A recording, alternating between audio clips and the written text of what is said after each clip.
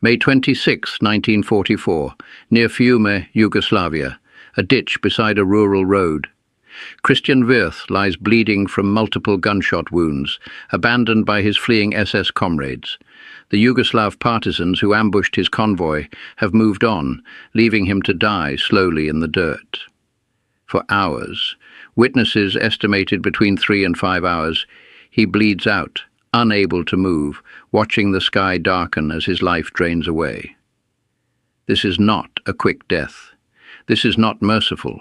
This is slow, agonizing, terrified, the kind of death he inflicted on 600,000 people, except they often died even more horribly. His body would be found 3 days later, partially decomposed, picked at by animals. No one mourned him. No one claimed his remains. He was buried in an unmarked grave like the garbage he was. This is Christian Wirth's story, and I warn you now, it's going to be hard to stomach. These stories need to be told. These victims deserve to be remembered. Subscribe and hit the notification bell so you never miss these crucial historical documentaries. November 24, 1885, Oberbelzheim, Germany. In a small Swabian village, Christian Wirth takes his first breath in a Catholic household. His father is a minor government official. His mother is devoutly religious, so religious that she names her son Christian, hoping he'll embody the virtues of their faith. The irony would become horrifying. Young Christian grows up completely ordinary. He attends church regularly. He serves as an altar boy. He does reasonably well in school, though he's noted for a quick temper and a tendency toward physical confrontation with other boys. But nothing suggests he would become one of history's most sadistic mass murderers. Nothing suggested they would become the architect of industrial genocide. As a teenager, Christian shows an interest in carpentry and woodworking. He's good with his hands, detail-oriented, systematic. He completes an apprenticeship and by age 20 is a skilled craftsman. He could have lived a normal life, built furniture, raised a family, died peacefully in old age. But then comes World War I. In 1914, at age 28, Christian Wirth joins the Imperial German Army. He serves on the Western Front and distinguishes himself not through heroism, but through violence. Fellow soldiers later described him as someone who seemed to enjoy killing in a way that made others uncomfortable.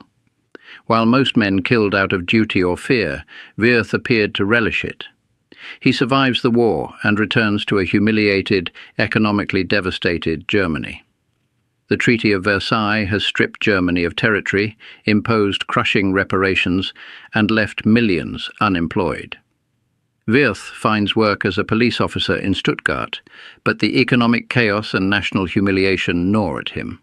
When Adolf Hitler's Nazi Party begins its rise, promising to restore German greatness and exact revenge on those who betrayed the nation, Christian Wirth is listening. In 1931, at age 45, he makes a choice. He joins the Nazi Party, not because he was conscripted, not because he was forced. He chose to align himself with a movement explicitly advocating violence, racial superiority, and the elimination of undesirables. Then, in 1939, he makes another choice. He volunteers for the T4 euthanasia program, the Nazi program to murder disabled Germans. Think about that. A man in his early 50s with a stable police career, voluntarily signing up to kill disabled people. What drives someone to make that choice? What's missing in a person's soul that they look at helpless disabled individuals and say, yes, I want to kill them? The T4 program becomes Christian Wirth's proving ground. Beginning in 1939, the Nazis systematically murder over 70,000 disabled Germans, children and adults deemed life unworthy of life. They're killed in 6 special centres, equipped with gas chambers disguised as shower rooms. Christian Wirth doesn't just participate, he excels, he innovates. At Brandenburg Euthanasia Center, Wirth helps develop the techniques that will later be used in the death camps, the deception tactics, the gas chamber design, the body disposal methods. He's methodical, systematic, constantly seeking efficiency improvements. But here's what makes Christian Wirth different from other Nazis who participated in mass murder. He doesn't just watch. He doesn't just give orders. He gets his hands dirty. Very dirty. Colleagues at Brandenburg report that Wirth personally beat disabled patients who resisted. He dragged them to the gas chambers himself. He watched through observation windows as they died, taking notes on how long the gassing took, how much carbon monoxide was needed, how the victims reacted, and he seemed to enjoy it. Dr. August Becker, another T4 participant who later testified at trials, said this about Christian Wirth. He was the most brutal man I have ever met. He didn't just kill people, he savored it. He would beat prisoners with his bare fists until they could barely stand, then gas them, and he'd laugh while doing it. Let that sink in. Even other Nazis, men participating in mass murder, found Christian Wirth's cruelty disturbing. In 1941, when the Nazi leadership decides to expand their genocidal program to include all European Jews, they need experienced personnel. They need men who have already proven they can kill efficiently and without conscience. Christian Wirth is at the top of the list. He's assigned to Operation Reinhard, the systematic murder of approximately 2 million Polish Jews in 3 purpose-built death camps, Belzec, Sobibor and Treblinka.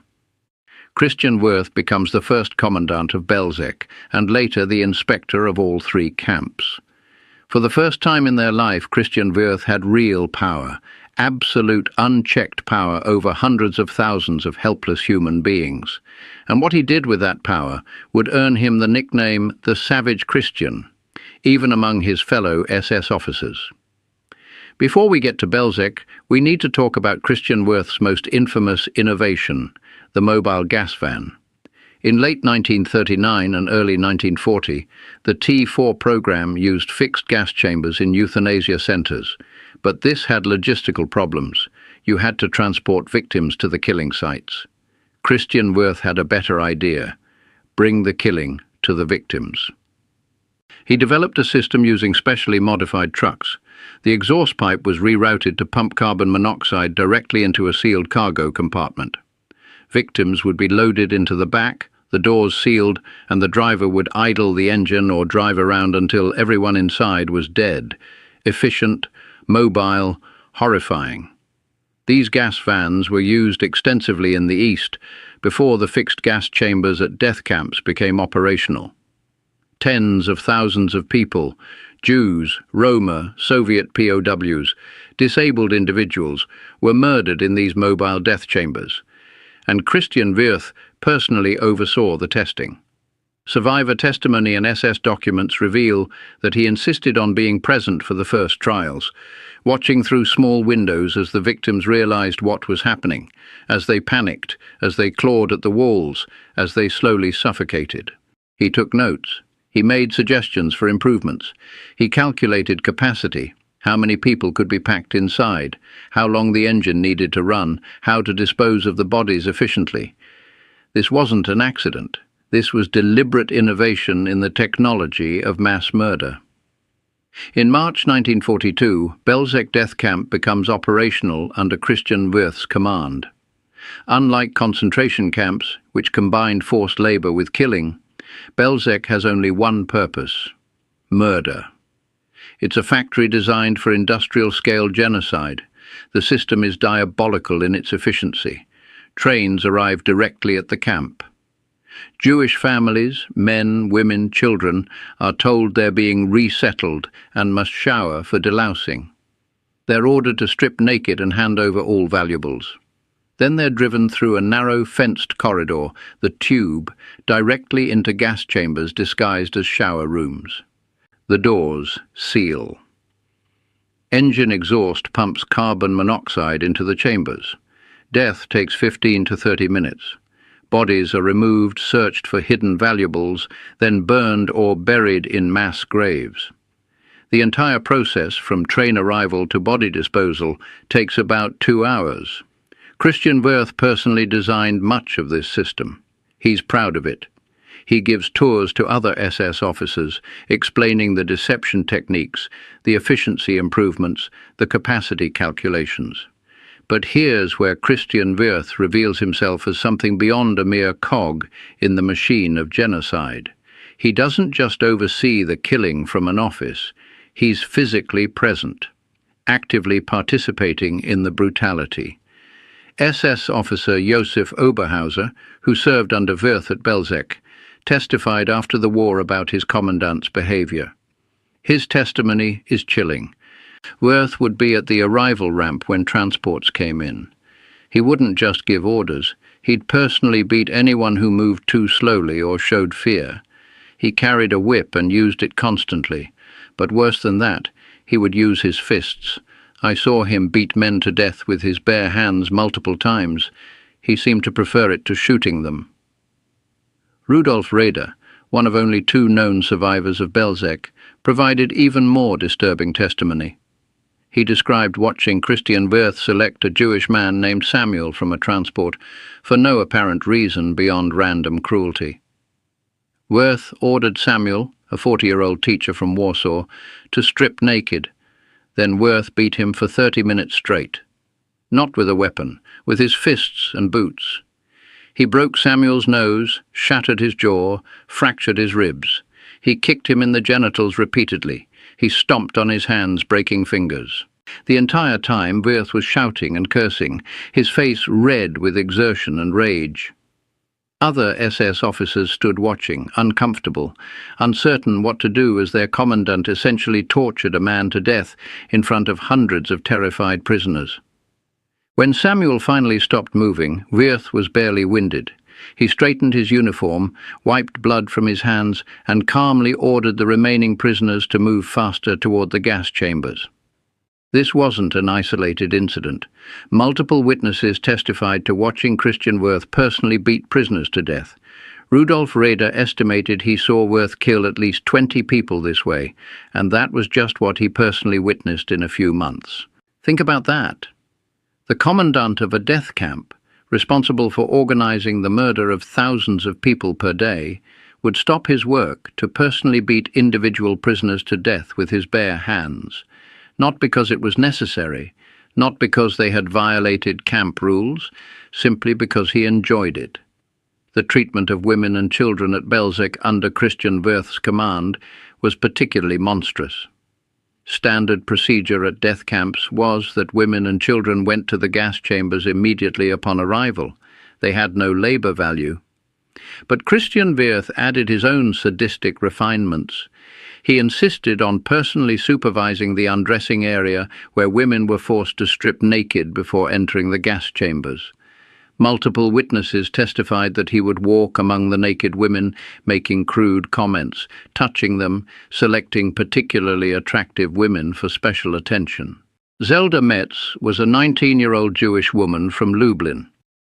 She arrived at Belzec in April 1942 with her mother and 2 younger sisters, ages 8 and 12. Rudolf Raeder witnessed what happened to them. Christian Wirth selected Zelda from the undressing area. He ordered her to stand aside while her mother and sisters were driven toward the gas chambers. Zelda begged to go with them. Wirth laughed. Multiple witnesses testified to hearing him laugh and forced her to watch as her family was pushed into the tube. Then he beat her, in front of everyone. He used his fists and his whip, beating her for being hysterical, for crying, for begging for mercy. When she collapsed, he ordered her dragged to the gas chamber, but not the same one where her family had just died, a different one, because he wanted her to die alone after watching her family go first. She was 19 years old. What kind of person does that? What kind of mind finds pleasure in specifically ensuring a teenager watches her family die before being murdered herself? But wait until you hear what he did to children. Christian Wirth instituted what he called punishment sessions at Belzec. These served no functional purpose. They were pure sadism. If work details didn't complete their tasks fast enough, clearing bodies from gas chambers, sorting victims' belongings, maintaining the camp, Wirth would select prisoners at random for punishment. The punishment was simple. He would beat them to death while other prisoners watched. One documented case involves a 16-year-old boy named Jakob, forced to work in the body removal detail. This was one of the most psychologically devastating jobs in the camp, pulling corpses of people you might recognize, might have known, out of gas chambers multiple times per day. Jakob worked in this detail for 3 weeks. Then one day, according to Rudolf Rader's testimony, Christian Wirth decided Jakob and his team weren't working fast enough. Wirth pulled Jakob aside. He ordered him to strip naked. Then, in front of the other workers, Wirth beat this 16-year-old boy for over an hour. He used his fists, his boots, his whip. He broke Jacob's arm. You could hear the bone snap. He shattered Jacob's kneecap. He kicked him in the face repeatedly until his skull cracked. Jakob was screaming, begging, crying for his mother. The other prisoners were forced to watch and keep working. If anyone looked away, Wirth would beat them too. When Jakob finally died, Wirth was sweating and breathing hard. He looked at the other workers and said, "This is documented in testimony. That's what happens when you don't work fast enough. Now get back to work." Then he calmly walked away, leaving Jakob's broken body in the dirt for the others to clear away later. A 16-year-old boy, beaten to death over the course of an hour, for not working fast enough in a death camp, by a 56-year-old man who chose to do this with his own hands. But Christian Wirth wasn't just randomly brutal. He was systematically, efficiently brutal. He constantly sought improvements to the killing process. When Belzec first opened, it had 3 small gas chambers, not efficient enough. Christian Wirth supervised construction of 6 larger chambers, each capable of holding 750 people. He personally tested them, timing how long it took to kill a full chamber, calculating the optimal ratio of victims to space. He discovered that packing people more tightly actually improved efficiency. The panic and struggling used up oxygen faster, and the carbon monoxide worked more quickly. So he ordered prisoners to be beaten and forced into gas chambers at maximum density, far beyond what the chambers were designed for. The result was that people were crushed to death even before the gas killed them. Children suffocated under the weight of adults. People's ribs cracked from the pressure. When the doors opened and bodies were removed, they were so tightly wedged together that they came out in grotesque interlocked masses. Christian Wirth knew this was happening. He'd seen it, and his response was to order even denser packing, because it killed them faster, which meant higher throughput. He also innovated the tube, the narrow fenced corridor from the undressing area to the gas chambers. He wanted it narrow so prisoners couldn't turn around, couldn't resist, couldn't escape. And he ordered Ukrainian guards to line the tube with whips and clubs, beating anyone who didn't run fast enough. The result was a gauntlet of terror. Naked people, many elderly or children, forced to run through a narrow passage while being beaten from both sides toward their deaths in the gas chambers.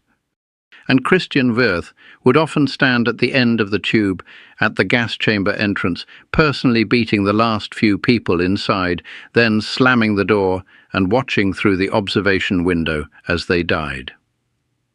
In August 1942, Christian Wirth was promoted to Inspector of Operation Reinhard camps, overseeing Belzec, Sobibor and Treblinka. His methods spread to all 3 camps. He traveled between camps, conducting inspections, demanding improvements in efficiency, personally demonstrating proper techniques for beating prisoners and handling arrivals. At Treblinka, he criticized the staff for being too soft, and personally demonstrated how to beat prisoners more effectively. He killed at least 2 people during this demonstration, just to show the Treblinka staff how it should be done. At Sobibor, he instituted his punishment system, teaching the staff his methods for terrorizing prisoners into maximum compliance. By the time Operation Reinhard concluded in November 1943, approximately 1.7 million people had been murdered in these 3 camps. Christian Wirth had directly overseen roughly 600,000 of those deaths at Belzec during his time as commandant. 600,000 individual human beings, each with a name, a family, a life, each murdered in gas chambers that Christian Wirth designed and constantly improved, and many of them, we'll never know how many, beaten, tortured or terrorized by Christian Wirth personally before they died. Let's be clear about the scale here. From March 1942 to December 1942, just 9 months as commandant of Belzec, Christian Wirth oversaw the murder of approximately 600,000 Jews. That's about 2,200 people per day. Every single day for 9 months straight, over 2,000 people were driven into gas chambers and murdered. But these weren't just statistics to Christian Wirth. He knew exactly what he was doing. He watched transports arrive. He saw the families, grandparents holding grandchildren, mothers clutching babies, fathers trying to protect their families even as they were beaten toward the gas chambers. He saw them realize what was happening, saw the terror in their eyes, heard their screams. And he continued doing it, day after day, improving the system, making it more efficient, personally participating in the brutality. Even hardened SS officers found this disturbing. Multiple testimonies describe Christian Wirth as frighteningly violent, even by SS standards.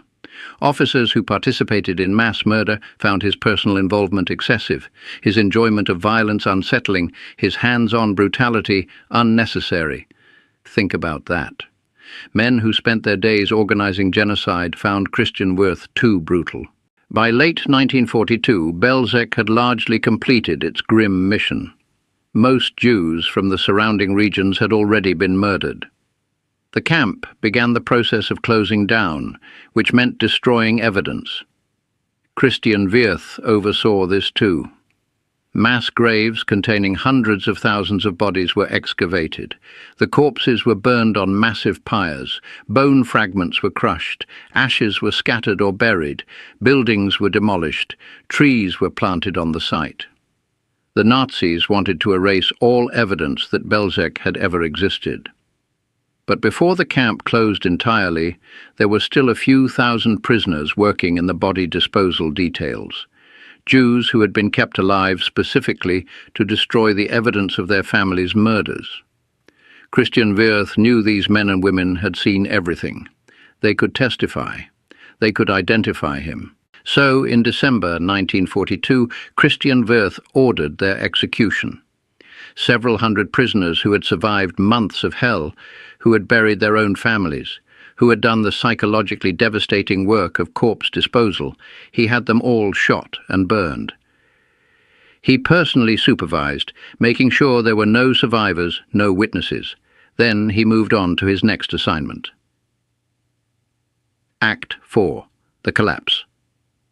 By 1943, Germany's military situation was deteriorating. The tide had turned. The vast genocidal operations in Poland were winding down. Most of the victims were already dead.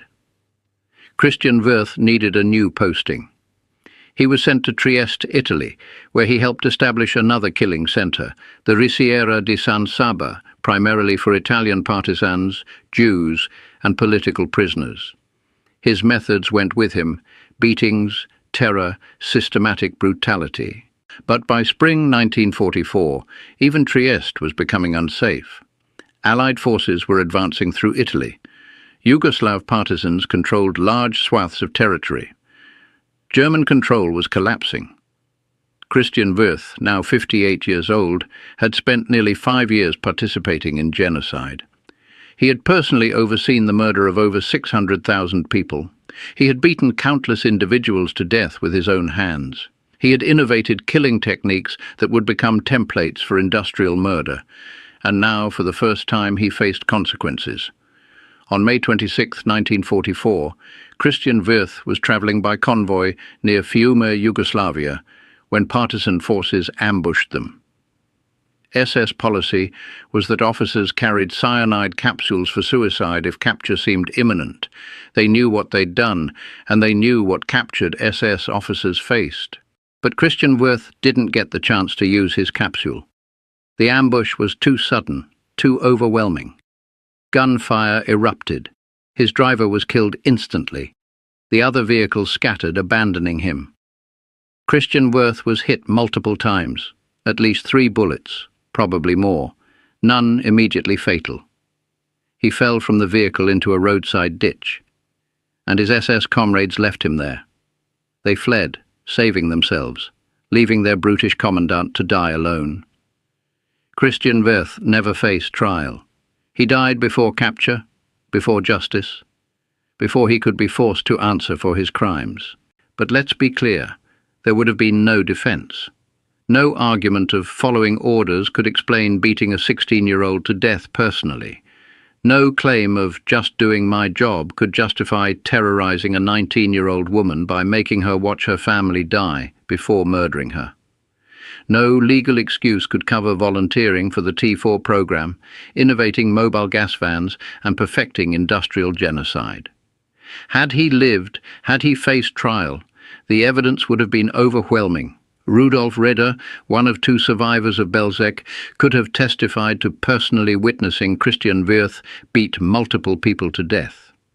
Dozens of former SS officers who served under him could have described his excessive violence, his personal participation in beatings, his hands-on brutality.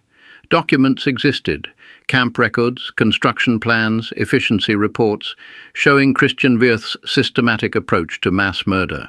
Physical evidence remained: the death campsites, the mass graves, the ash pits containing the remains of hundreds of thousands of victims. The verdict would have been inevitable: guilty of crimes against humanity, guilty of genocide, guilty of personally murdering countless individuals. Death by hanging would have been the sentence. But Christian Wirth never faced that judgment, never had to sit in a courtroom and listen to survivors describe what he did, never had to hear the evidence of his atrocities read aloud, never had to see the faces of those who escaped, who survived, who could identify him as the monster who haunted their nightmares. He died in a ditch in Yugoslavia, bleeding out slowly over several hours, abandoned by his comrades, without medical care, without morphine, conscious the entire time as his life drained away. May 26, 1944. A roadside ditch near Fiume, Yugoslavia. Late afternoon. Christian Wirth has been lying here for perhaps 30 minutes. The gunfire has stopped. The partisans have moved on. They're more interested in the convoy's supplies than in checking bodies. His SS escort has fled, leaving him behind.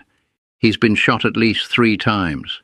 1 bullet passed through his abdomen, causing massive internal bleeding. Another shattered his right leg. A third hit his left shoulder. None immediately fatal, but together absolutely lethal.